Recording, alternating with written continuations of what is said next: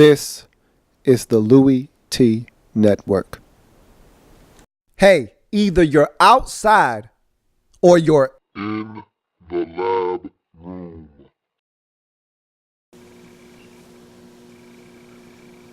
Who else could it be but me, your man? Louie T, welcome. You are in the lab room. I, of course, am your host, Lou. Thank you for joining me. Week number 10 in the National Football League. Atlanta Falcons on the road taking on the hapless Tampa Bay Buccaneers. And this division is frustrating because nobody wants to win this division. I mean, nobody's over 500. I mean, nobody's really even close outside of the New Orleans Saints. And they had an opportunity to run away with this thing, and they dropped the ball. And so, as bad as this sounds, at 2-6, if the Atlanta Falcons beat the Buccaneers, they would be one game out of first place in this division. Wowzers. 3-6 could actually have you within a game of first place. Unbelievable. But that's what was at stake in this game. For the Tampa Bay Buccaneers, it's just all about trying to gain some confidence and build something. They make a switch at the quarterback position. Mike Glennon, who had been the starter for the last 6 games or so, had been benched in favor of Josh McCown, who was the original starter, if you recall, starting the season off the first 2 games before getting injured and subsequently being benched and not getting his job back. So he's getting an opportunity to come back in and try to right the ship in Tampa Bay. And so here we go. Bucks take almost 9 minutes of the first quarter clock to attempt a 51-yard field goal. Why does that not sound correct? I mean, who takes 9 minutes and then has to settle for a 51-yard field goal? I mean, normally if you take 9 minutes and you don't get a touchdown, that's fine. I mean, teams do it all the time. But then that field goal is like a 29-yard field goal, a 33-yard field goal, not a 51. How do you, it's almost like they were running in place. They were on a treadmill. They were running in place. 9 minutes and you kick a 51-yard field goal? That's pretty hard to do. But we're talking about the Tampa Bay Buccaneers here. Nothing is out of bounds when you're talking Tampa Bay. When you're talking about bad football teams, nothing is impossible. Okay? So, it's 3-0. Nonetheless, it's 3-0. Tampa Bay up on top. Steven Jackson with a determined opening possession. As he came out, he looked spry. On that first possession, I mean, Steven looked like he had turned back the clock. He looked like he was in the Ram days. I mean, he was running the football. Actually, this entire game, he looked good. He looked damn good in this game. And that opening possession, I thought that he keyed that possession. He got the ball rolling and gave them the ability to throw the football because they had to kind of compact the line of scrimmage and try to stop the run. And Matt Ryan misses Julio on a touchdown pass. Oh my gosh, Julio had him. He had him deep, and Matt underthrew him, allowed the defender to come back and make a play on the football.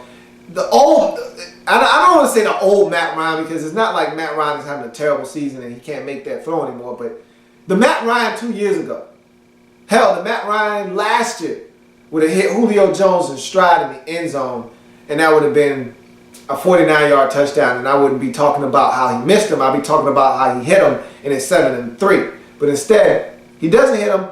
They get lucky though as they move the football down the field. And like I said, Steven Jackson was awesome on that opening drive. They actually get closer to the end zone on 3rd down. He throws a pass in the end zone intended for Harry Douglas. They call pass interference, so they catch a break. Ball's put at the 1-yard line. Steven Jackson, who deserved to score this touchdown, does the rest. 7-3. Atlanta Falcons on top in this game. Julio! Catch and run. It leads to a field goal after Devin Hester drops a touchdown in the end zone. You want me to tell you what this was? That man was scared.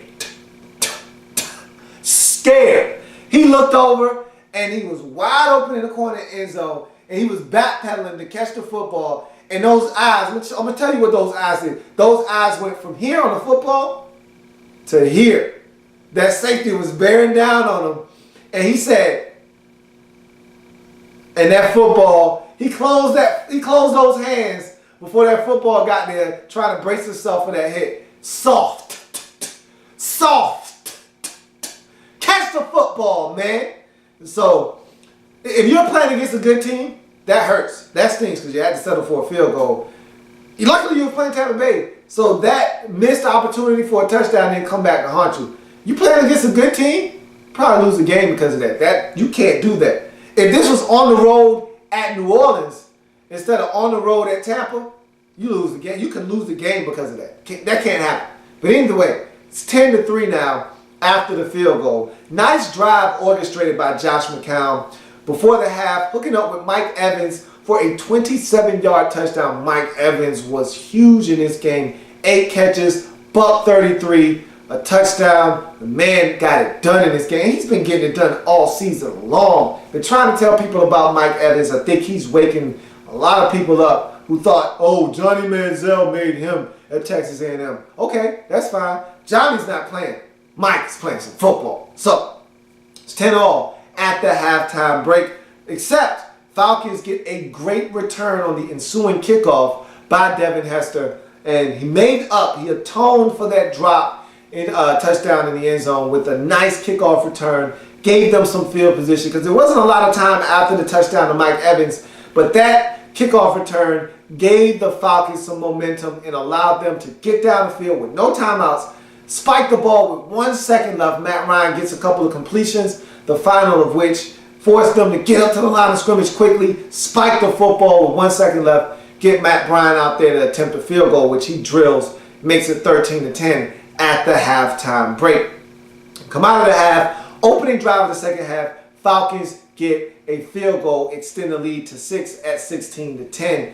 And it's good to see Charles Sims. If you're Tampa Bay, get the young boys out there. Get all the young boys out there. It's time to find out what you got. Really is what you want to do at this point of the season when you know you're out of it. And it's time to find out who's going to ride. Who do I know is on this team right now that's going to ride with me in the future? When this thing is going to get turned around, I need to know right now when we were down on our luck, when we weren't playing good football, who are the guys that I still knew I could count on? Those are the guys that's going to get in the car and ride with me next year when we try to turn this thing around. And so it's good to see some of these young fellas like Charles Sims out there. But I don't want to see Charles Sims coughing the football up, which is what he did on this play. Desmond Trufant had an opportunity. And this is what, look, a Falcons team that has lost 5 games in a row, they're making mistakes to lose 5 games in a row. And again, I talk about this all the time with the bad teams in the league, the Tennessees of the world, Oaklands, the Jacksonvilles. I talk about this all the time. You can't afford to make mistakes. You're not good enough as a football team to make mistakes. And so the only time you get to make mistakes is when you play against a team of equal or lesser value. And so the Falcons got away with some mistakes because Desmond Trufant dropped a pick 6. Should have caught it, should have been off to the races, didn't catch it. Devin Hester dropped the touchdown, should have had it, didn't catch it, had to settle for a field goal. Matt Ryan should have hit Julio on a touchdown, missed him. These are all opportunities you've got to take advantage of. But they got lucky. It's the Tampa Bay Buccaneers. No harm, no foul. So now Charles Sims puts it on the carpet.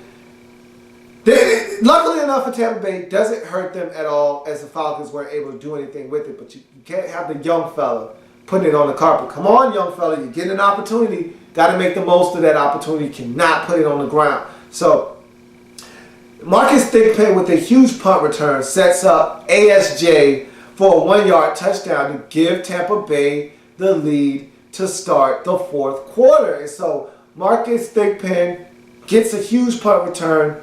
And you kind of felt like maybe Tampa could steal this one. I mean, the Falcons were making all these mistakes, like I just mentioned, allowing them to hang around.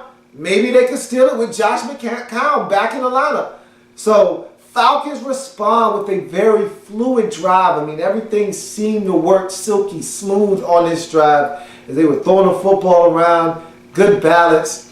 But it stalls out at the 17-yard line. But and this is what bad teams do.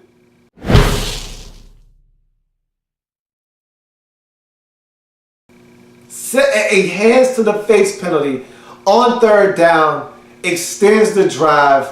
And wouldn't you know it, you make a mistake like that, you got to pay for a mistake like that. Roddy White, 4-yard touchdown on a crossing pattern, gets in the end zone. And now they go for 2. Harry Douglas is able to pull it in. It's now 24-17. You're down. That is an 8-point mistake. Really a 5-point mistake, because they would have gotten an opportunity to kick a field goal. Who's to say they make it? That's an 8-point mistake that you just made.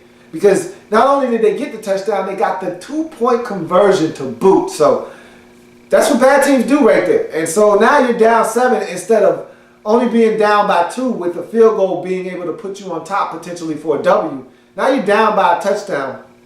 And so Michael Kanan, he struggled. The punter from the Tampa Bay Buccaneers, he struggled in this game.